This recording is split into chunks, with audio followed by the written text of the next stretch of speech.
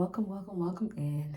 If you are new here, I am Mashla. I am a mom of 4. I'm trying to be here more consistently to help encourage other moms who might be going through exactly what I'm going through or something similar, and pretty much just giving, whatever tips and things that I feel like has been working for me.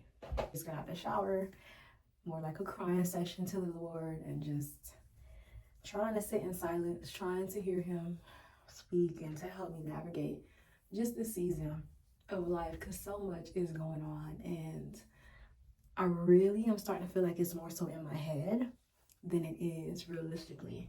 And when I say that, it really is giving spiritual warfare these days, like where a sense of anxiety has kind of like hit me in so many areas, especially motherhood, being a stay-at-home mom. I mean, motherhood is like really taking a toll on me. I just had to ask the Lord, like, am I tripping? Is it me, or is there somebody else in the room with us? Because this cannot be happening. Just had to come inside of my room and lock myself in here. It's been like 30 minutes. The kiddos are outside with my oldest, and I am literally solo parenting tonight as my husband is out of town for the week.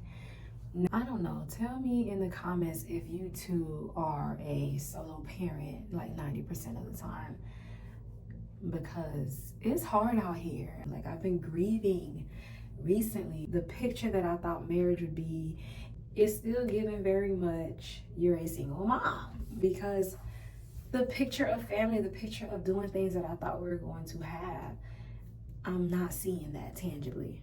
I am with the kids 90% of the time by myself, because he works from sun up to sundown, literally. Times like this where he's pulled out of the city altogether and he's gone for a week or two. And I mean, thank God this time around we were able to kind of go up there for 2 days and, just kind of be with him. Still have that sense of, okay, at the end of the work day, he's coming home to us.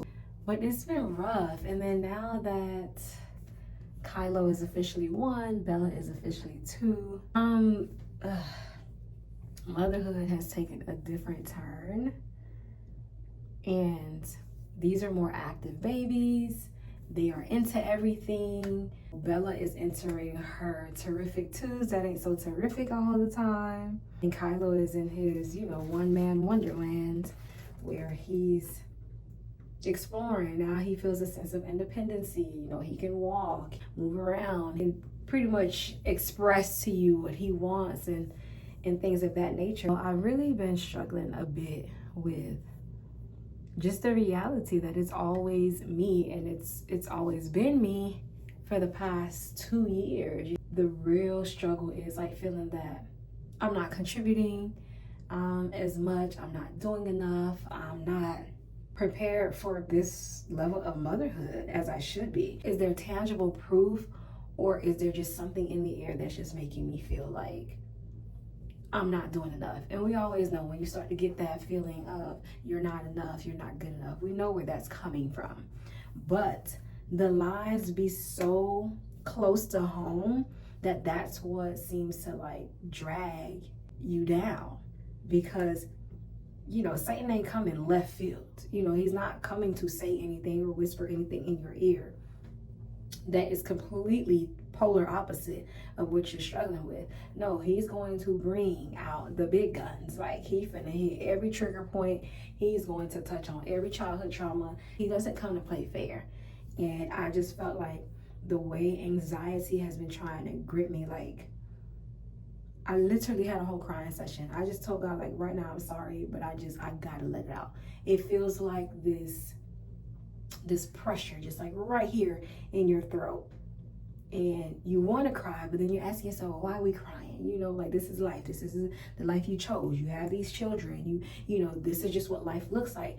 But at the same time, I felt like God was telling me, yes, that's true, but you can still bring that to me. And that's what I chose to do in this moment. I just couldn't take it anymore. But really, I had to ask Holy Spirit, like, what am I truly grieving? Why am I so sad in my spirit? What am I really grieving? And I feel like that's what he was telling me. You're grieving the fact that you had a picture of what marriage was to look like, what your partnership with him was to look like, and it doesn't look like what you're looking at. You know, it looks like your husband is pulling 98% of the financial weight while you're pulling 98% of the childbearing weight. So it almost seems like it's off balance, but sometimes seasons are off balance.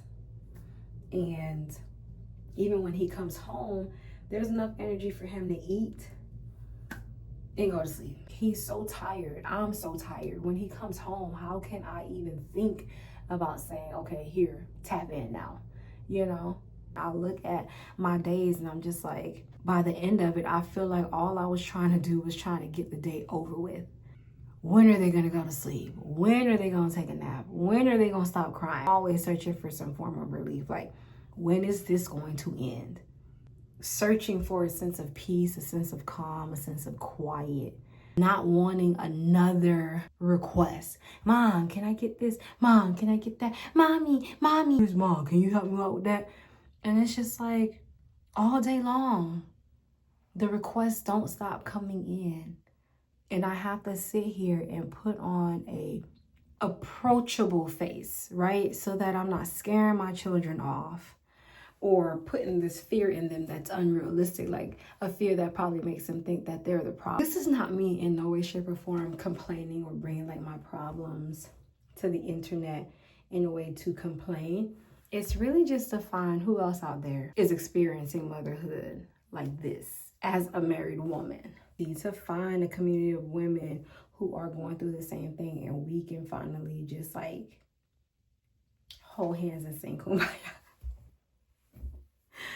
Like, we can come together and just support one another, and to like, you know, leave an encouraging comment, or maybe if there's something that you're doing that's been helping you in motherhood, you know, to share that. So girl, it's a lot. I'm overstimulated. The kids, they're always doing something, but they're always being kids. It's just my capacity is capped.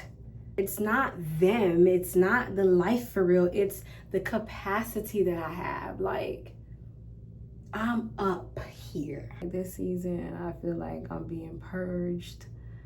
I feel like I am being renewed. I feel like I am being restored. And I feel like that's why this level of anxiety has been trying to cripple me and to make me think that, no, I'm not doing enough, to make me question my worth, to make me question my participation. I know better now than to think that those A are my thoughts, and B, to believe them. Because I know one thing, the Lord don't condemn anybody. Even if you are out of alignment, even if you are doing something that he did not call you to do. His correction will never feel like an isolated thing. It'll never feel like there's no love there. He corrects you in love, you know? And then he just redirects you. But anyways, girl, I am about to shut the house down for the night, take their showers, feed them, and try to get them in bed. I'm just praying that everybody decides that tonight is the night they want to go down easy. Because after that, I'm probably just going to pull up a book, put my phone away, and just really rest. Or maybe just get into my word and read truth and swap out one lie for truth, and so on and so forth. But yes, I pray that you have a great evening. I pray that you too can overcome the lies of the enemy. If it feels rushed, if it feels anxious, if it feels condemning, if it feels judgmental, if it feels like it's bringing you down and tearing you down, and it's not course correcting you and giving you the strength to move forward, then 9 times out of 10 is the enemy. Stay tuned, there's more to come. We will chat it up. We will find our strength in this together, girl.